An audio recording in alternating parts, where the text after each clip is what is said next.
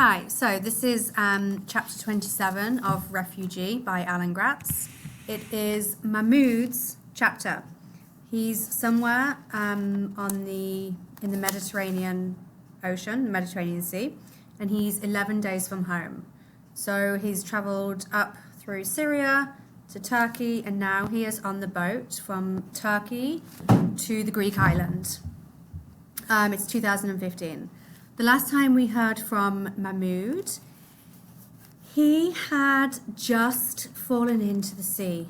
"I see rocks," someone at the front of the dinghy yelled, and there was a loud boom, like a bomb exploding, and Mahmoud went tumbling into the sea. So let's read on and find out what happens to Mahmoud. This picture kind of reminded me of what's happening to Mahmoud. Now, this is a much bigger boat than the one that he's on, but you get the idea. So there's it's full of migrants, and then they have fallen into the sea, and some of them are lucky enough to be wearing life jackets, like Mahmoud is. The cold water was like a slap in Mahmoud's face. Before he could think, he gasped, sucking in a mouthful of the dark Mediterranean Sea.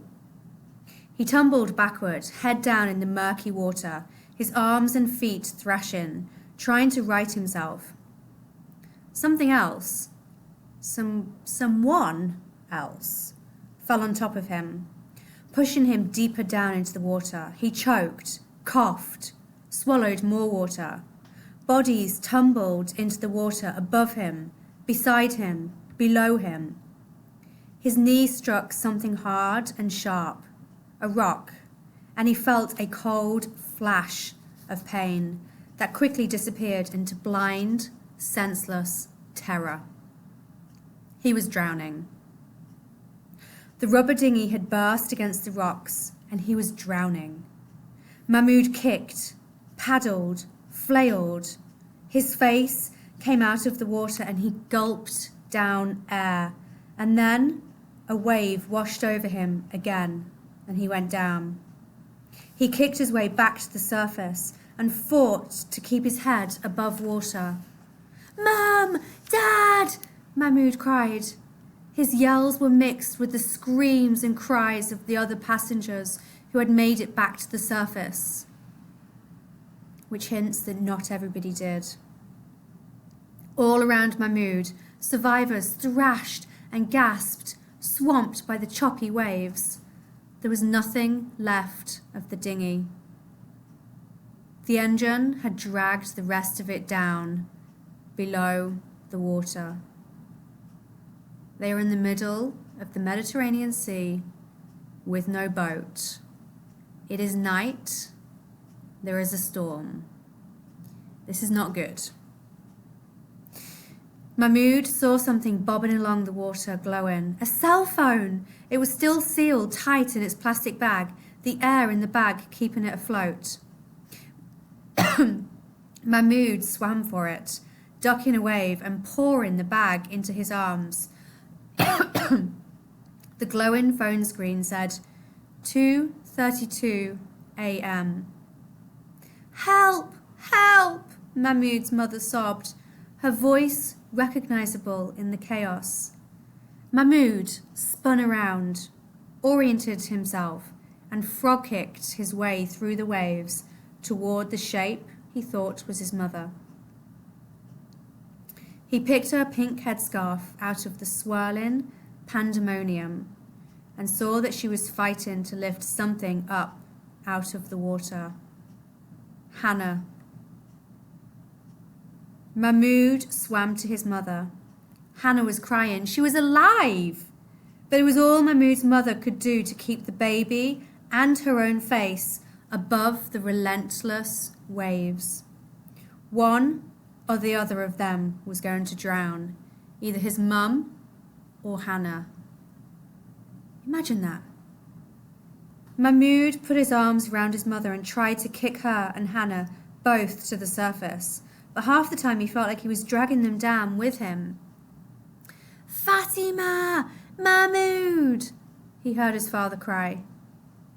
Mahmoud turned to see his father with Walid in his arms. The life preservers or the life jackets are useless, he roared, his head appearing and disappearing behind the waves. They're fakes! Oh my goodness me. Imagine that. You spend all of this money on life jackets, on these life jackets, because you think that they're going to save you and your family's life. And then you find out that some awful person has sold you fake life jackets. So these life jackets, what are supposed to save your lives, are useless. And you're stuck in the middle of the ocean with a fake. What kind of person would do that? Fake? Mahmoud was furious, but his anger quickly faded. Every ounce of his energy was focused on kicking, swimming. If he stopped, he and his mother and sister would drown. There were other people around them, yelling, searching, fighting to stay afloat. But as far as Mahmoud was concerned, his world was 4 meters round. Where did they go from here? How did they get out of the sea and onto dry land? They were lost in the stormy Mediterranean Sea in the middle of the night. Their dinghy was sunk, and though it had run into rocks, there wasn't any land in sight. They were going to die here. All of them.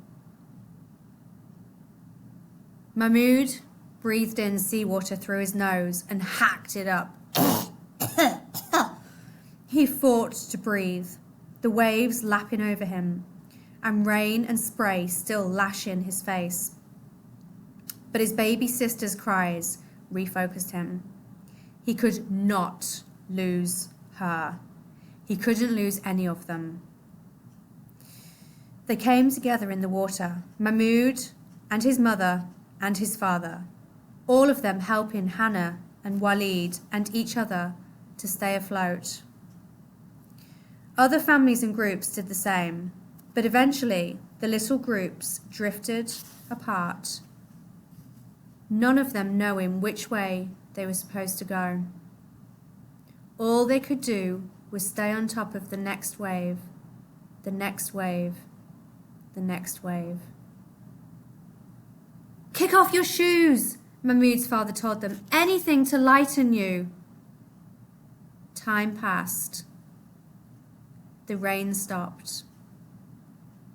The waxing moon even peeked out from behind a cloud.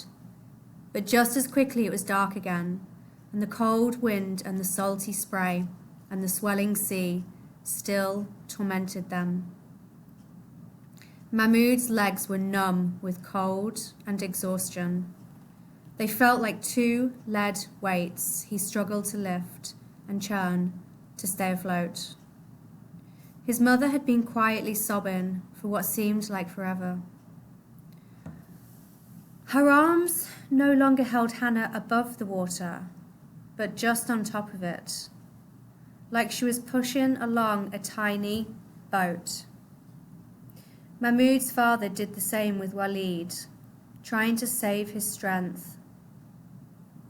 Hannah had gone as quiet as Walid, and Mahmoud wondered if they were still alive. He couldn't ask, he wouldn't. If he didn't ask, he couldn't know for sure, and as long as he didn't know for sure, there was a chance they were still alive. Mahmoud slipped beneath the waves once more, longer this time. It was getting so hard to come up again, to keep himself afloat. He rose again, pushing air out his nose, but he was so tired. So very, very tired.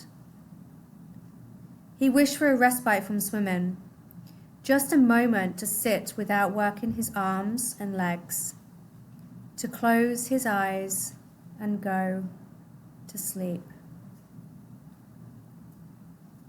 Water was sloshing in and out of Mahmoud's ears, but he thought he heard a drone just above the howl of the wind. In Syria, that sound would have sent him ducking for cover, but now it made his eyes widen, his legs kick just a little harder, a little higher. There, coming at them out of the darkness, was another dinghy full of people. Mahmoud and his mother and father waved their arms and cried out for help. At last, the people on board saw them, but as the dinghy came closer, it didn't slow down. They weren't going to stop. The front of the dinghy chopped past Mahmoud, and he lunged for one of the handholds on the side. He caught it and grabbed his mother before the dinghy pulled him away. He swung Mum to the side of the dinghy and she grabbed hold, the wake from it almost swamping Hannah. Behind them, Mahmoud's father also reached for the dinghy, but missed. It churned along, bouncing in the chop, and Mahmoud's father and brother disappeared into the darkness. "Dad! Dad!" Mahmoud cried, still holding on to the dinghy. "Let go!" a woman in the dinghy yelled down at him. "You're dragging on us!" "Let us in, please!" Mahmoud begged. It was all his mother could do to hang on to the dinghy and to Hannah. "We can't! There's no room in here!" a man inside the dinghy yelled. "Please, we're drowning!" Mahmoud begged. "I'll call the Coast Guard for you. I have their number on my phone," a man said. Another man reached down and tried to pry Mahmoud's hand from the dinghy. "You're tipping us!" "Please," Mahmoud cried. He sobbed with the effort of fighting off the man's fingers and hanging onto the dinghy. "Please take us with you." "No, no room." "At least take my sister," Mahmoud begged. "She's a baby. She won't take up any room." That caused much yelling and discussion on the boat. A man tried to pry Mahmoud loose again, but he hung on. "Please," Mahmoud begged. A woman appeared at the side of the boat, her arms reaching down to Mahmoud's mother, reaching for the baby. Mahmoud's mother lifted the little ball of wet blankets up to the woman. "Her name is Hannah," she said, struggling to be heard above the roar of the engine and the splash of the waves. Someone finally pried Mahmoud's fingers off the side, and he slipped into the water and tumbled in the dinghy's wake. When he came up, he saw his mother had let go of the dinghy too. She was crying great, howling tears and tearing at her clothes. Mahmoud swam over to her and wrestled her hands into stillness, and she put her head on Mahmoud's shoulders and sobbed.